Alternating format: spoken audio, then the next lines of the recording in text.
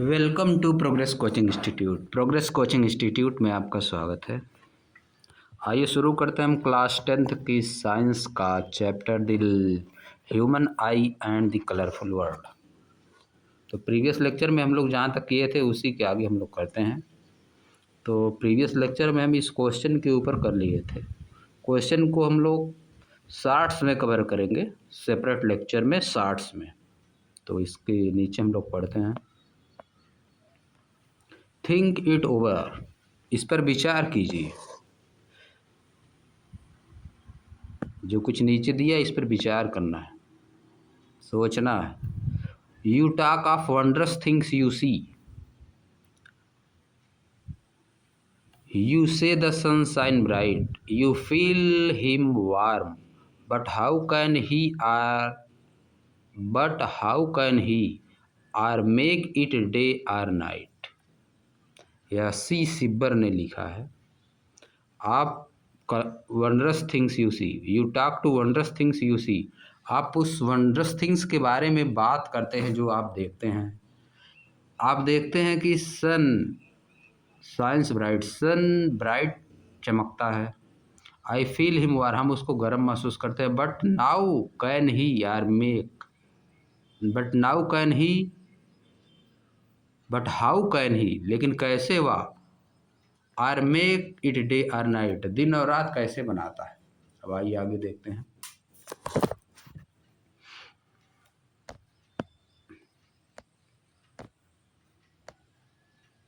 Do you know that our eye can live even after our death, क्या आप जानते हैं कि हमारी आंखें हमारे डेथ के बाद, मौत के बाद भी जिंदा रहती हैं।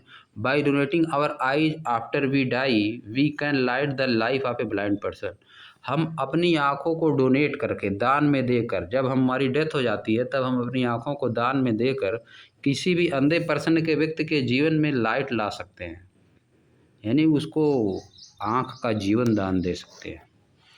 उसकी आंखें खराब हो जाएंगी तो हमारी आंखें उसको लग जाएंगी डोनेट करने पर।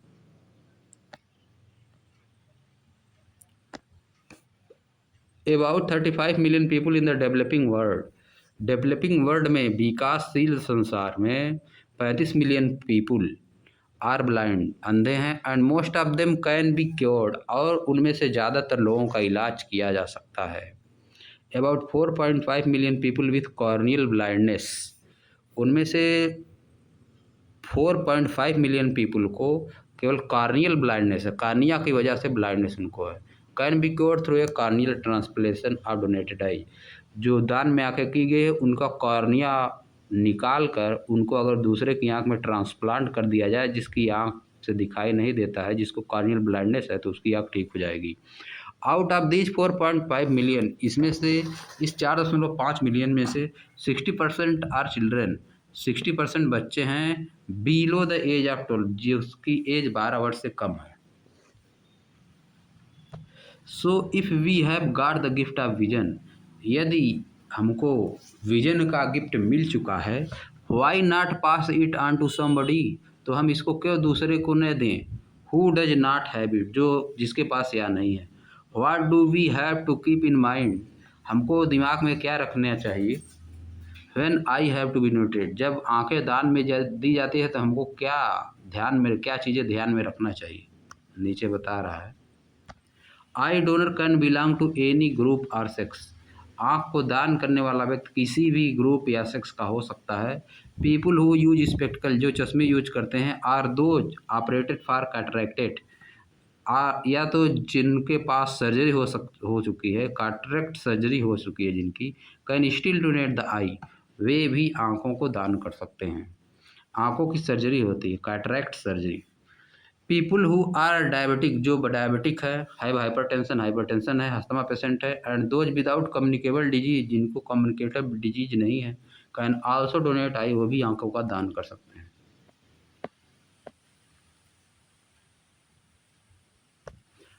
I must be removed with in 4 to 6 hour after death, हमारी आंखें हमारे डेथ के 4 से 6 घंटे बाद निश्चित रूप से निकाल लेनी चाहिए। Inform the nearest I bank immediately, अपने नियरेस्ट आई बैंक को जल्दी से इन्फॉर्म कर दीजिए अगर जिसकी डेथ हो जाती है। The eye bank team will remove the eye at the home of the deceased or at hospital. Eye bank की जो टीम है, आँख में आई बैंक में काम करने वाले जो लोग डॉक्टर हैं, वह आँख को निकाल देंगे घर पे ही, डिजीज के जिसकी डेथ हो गई है उसके घर पे ही या हॉस्पिटल में उसकी आँख को निकाल देंगे। Eye removal take only 10 to 15 minutes. आँख को निकालने में कुल 10 से 15 मिनट लगता है। इट इज़ सिंपल प्रोसेस, या बहुत सिंपल है, and does not lead to any disfigurement. और इससे कोई गड़बड़ी नहीं होती, कोई डिसफिगरमेंट नहीं होता है। Person who were infected with died because of, person who were infected with, वह व्यक्ति जो इन्फेक्टेड है या मरे हैं किसकी वजह से, एड्स की वजह से, हेपेटाइटिस बी और सी की वजह से, रेबीज की वजह से, एक्यूट लेकेमिया की वजह से, टेटनस की वजह से, कॉलरा की वजह से, मेनिंगिटिस की वजह से और इंसेफ्लाइटिस की वजह से कैन नॉट डोनेट आई, वो आंखों को डोनेट नहीं कर सकते हैं।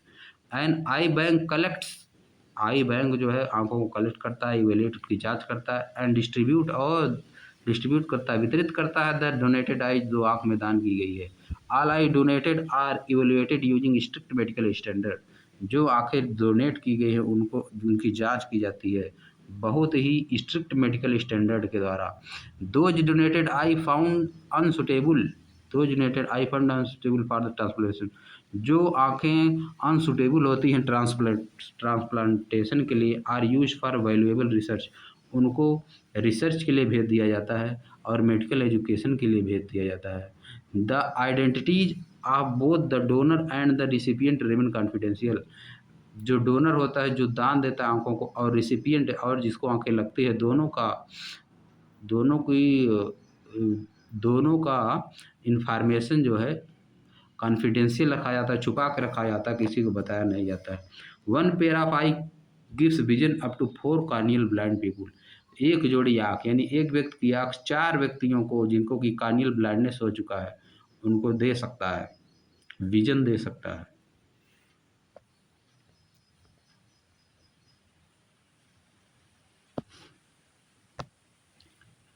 Refraction of light through a prism, prism के द्वारा लाइट का refraction. You have learned how lights get refracted through a rectangular glass slab. आप पढ़ चुके हैं कि रेक्टेंगुलर ग्लास स्लैब से लाइट का रिफ्रैक्टेड कैसे होती है, लाइट का रिफ्रैक्शन कैसे होता है, लाइट कैसे मुड़ती है। For parallel refracting surface, parallel refracting surface के लिए एज ए ग्लास स्लैब, जैसे कि एक glass slab, the emergent ray is parallel to the incident ray, जो बाहर निकलने वाली रेज होती है वह जो पड़ती है रेज उसके पैरेलल होती है। हाउएवर, हालांकि it is slightly displaced laterally, या थोड़ा सा अपने मार्ग से हट जाती है। How would light get refracted through a transparent prism, एक ट्रांसपेरेंट प्रिज्म से लाइट का रिफ्रैक्शन कैसे होगा।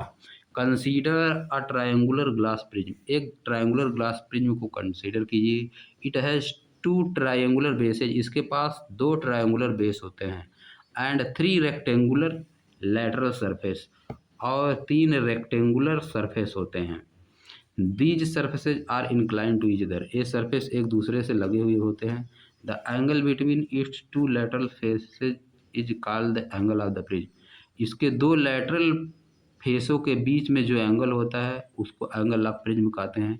Late us now do an activity to study the refraction of light through a triangular glass prism. आइए एक एक्टिविटी करते हैं light का रिफ्रैक्शन को समझने के लिए प्रिज्म के द्वारा, ट्रायंगुलर प्रिज्म के द्वारा। Fix a sheet of white paper on A drawing board using drawing pin.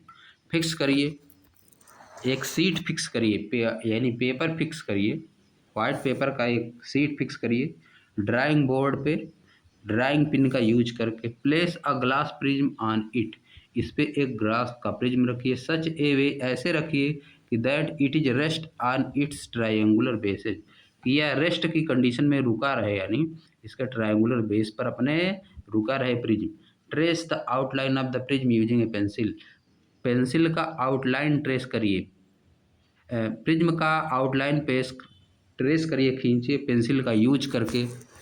Draw a straight line, एक स्ट्रेट लाइन खींचिए P E incline to one of the refracting surface, जो कि एक रिफ्रैक्टिंग सरफेस से A B से inclined हो of the prism, prism के। देखिए आगे कुछ बनाया है यहाँ पे, यह देखिए बना दिया है, इन्हीं चीज़ों को समझा रहा है। Fix two pins, fix two pins, दो पिन फिक्स करिए इससे पॉइंट पी एंड क्यू, जिसको पी और क्यू है, on the line P, line P पे एज सोन इन फिगर 10.4, जैसा कि फिगर 10.4 में दिखाया गया, देख लीजिए। यह देखिए P Q, pin P and Q, यह ए बी है, प्रिज्म का एक साइड ए बी, प्रिज्म का एक साइड ए सी, इसका नीचे वाला साइड ए बी सी है, यह रेक्टेंगुलर रहेगा।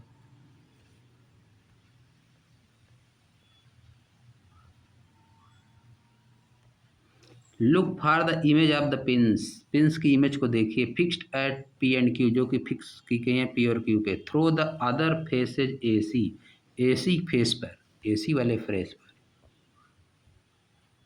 Throw other surface A C पे क्या करना है देखिए।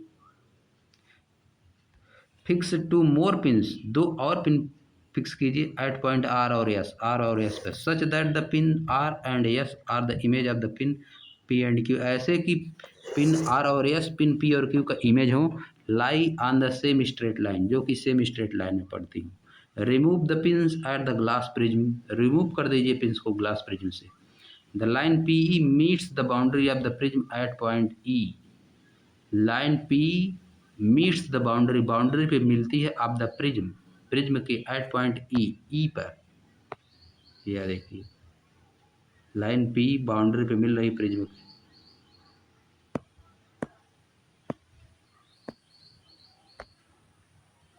लाइन पी ई प्रिज्म की बाउंड्री पे, ई पॉइंट प्रिज्म की बाउंड्री पर है। इसी को समझाया है वो नीचे जो फिगर बनाया है।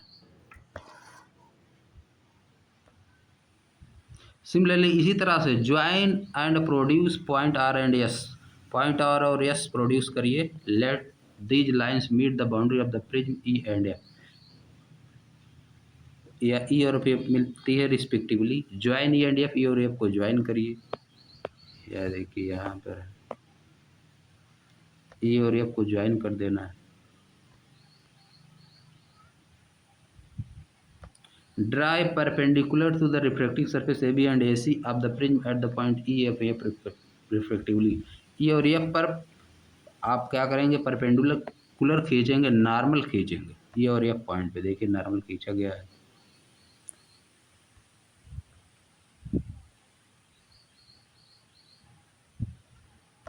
Mark the angle of incident, angle of incidence को मार्क करिए I, and the angle of reflection angle R को मार्क करिए, and the angle of emergence और angle of emergence angle E को मार्क करिए एज सोन इन फिगर 10.4, जैसा कि four में दिखाया गया है। यह देखिए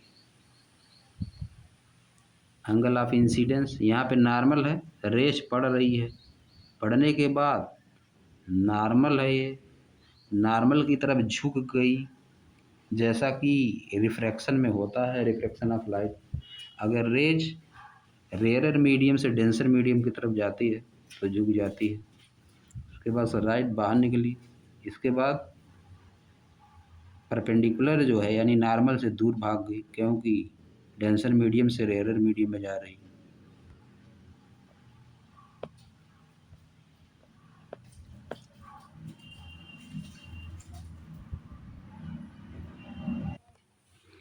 PE incident rays, P equal to incident rays, prism पे पड़ने वाली incident raise.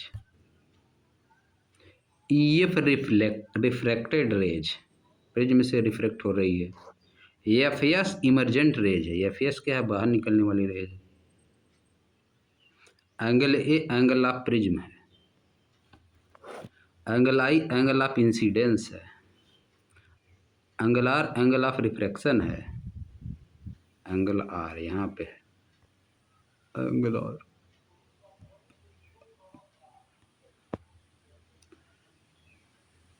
Angle E angle of emergence है,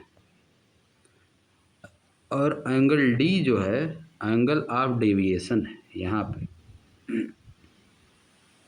डेविएट हुआ है कितना light.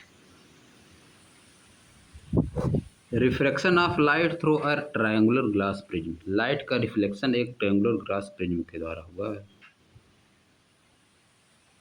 Here P is the incident rays, P incident ray है, EF is the refracted rays, EF refracted rays है, and IFS is the emergent rays, IFS emergent rays. You may note that a ray light is entering from air to glass at the first surface AB. First surface पे air से glass में enter कर रही है। The light रे on the reflection has bent toward the normal, reflection के बाद light रे नॉर्मल की तरफ बेंट हो रही है। At the second surface AC, second surface AC पे the light ray has entered from glass to air, light ray glass से एयर में इंटर कर रही है। Hence it has bent away from the normal, इसलिए यह नॉर्मल से दूर चली गई है।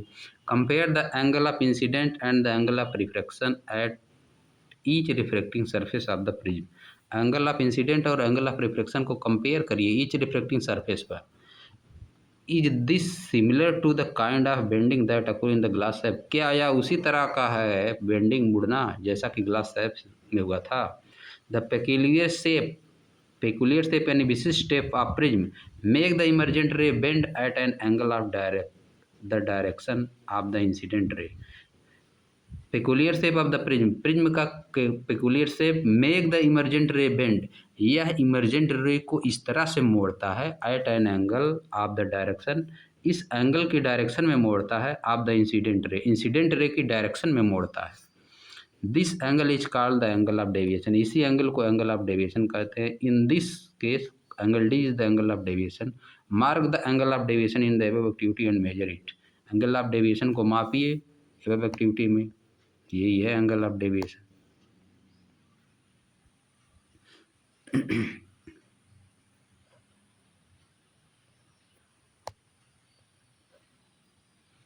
तो यहीं आज लेक्चर हम लोग समाप्त करते हैं। नेक्स्ट लेक्चर में डिस्पर्सन पढ़ेंगे, dispersion of white light by a glass prism, एक ग्लास प्रिज्म के द्वारा वाइट लाइट का डिस्पर्सन कैसे होता है।